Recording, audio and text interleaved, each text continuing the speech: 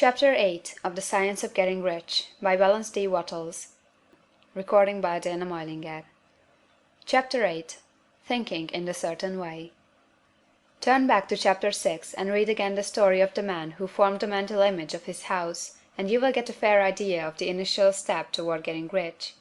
You must form a clear and definite mental picture of what you want. You cannot transmit an idea unless you have it yourself. You must have it before you can give it. Many people fail to impress thinking substance because they have themselves only a vague and misty concept of the things they want to do, to have, or to become. It is not enough that you should have a general desire for wealth, to do good with. Everybody has that desire. It is not enough that you should have a wish to travel, see things, live more, etc. Everybody has those desires also. If you are going to send a wireless message to a friend, you would not send the letters of the alphabet in their order, and let him construct the message for himself, nor would you take words at random from the dictionary. You would send a coherent sentence, one which meant something. When you try to impress your wants upon substance, remember that it must be done by a coherent statement. You must know what you want, and be definite. You can never get rich or start the creative power into action by sending out unformed longings and vague desires. Go over your desires, just as the man I have described went over his house. See just what you want, and get a clear mental picture of it as you wish it to look when you get it. That clear mental picture you must have continually in mind, as the sailor has in mind the port toward which he is sailing the ship. You must keep your face toward it all the time. You must no more lose sight of it than the steersman loses sight of the compass. It is not necessary to take exercises in concentration, nor to set apart special times for prayer and affirmation, nor to go into the silence, nor to do occult stunts of any kind. These things are well enough, but all you need is to know what you want, and to want it badly enough so that it will stay in your thoughts. Spend as much your leisure time as you can in contemplating your picture, but no one needs to take exercises to concentrate his mind on a thing he really wants. It is the things you do not really care about which require effort to fix your attention upon them. And unless you really want to get rich, so that the desire is strong enough to hold your thoughts directed to the purpose as the magnetic pole holds the needle of the compass, it will hardly be worth while for you to try to carry out the instructions given in this book. The methods herein set forth are for people whose desire for riches is strong enough to overcome mental laziness and the love of ease, and make them work. The more clear and definite you make your picture then, and the more you dwell upon it, bringing out all its delightful details, the stronger your desire will be, and the stronger your desire, the easier it will be to hold your mind fixed upon the picture of what you want. Something more is necessary, however, than merely to see the picture clearly. If that is all you do, you are only a dreamer, and will have little or no power for accomplishment. Behind your clear vision must be the purpose to realize it, to bring it out in tangible expression.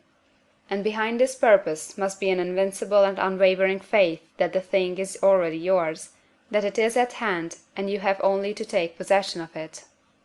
Live in the new house mentally until it takes form around you physically.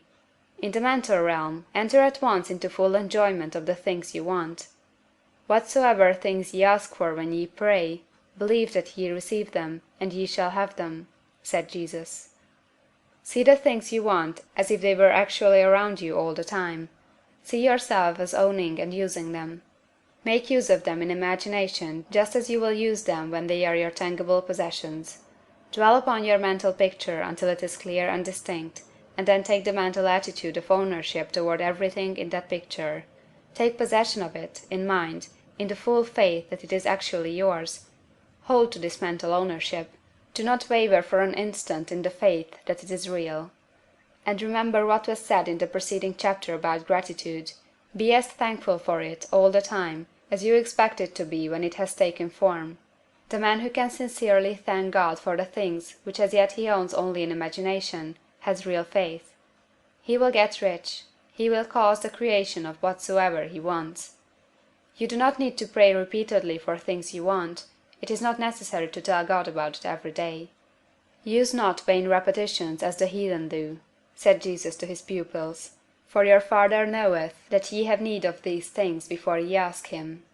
Your part is to intelligently formulate your desire for the things which make for a larger life, and to get these desire arranged into a coherent whole, and then to impress this whole desire upon the formless substance, which has the power and the will to bring you what you want.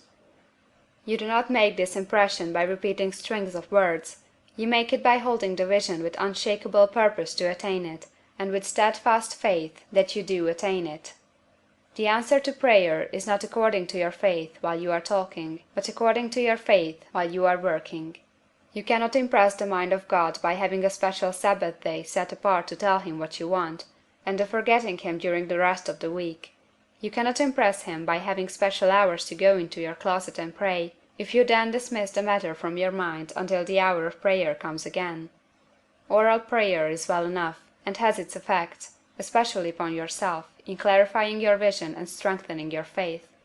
But it is not your oral petitions which get you what you want. In order to get rich, you do not need a sweet hour of prayer, you need to pray without ceasing.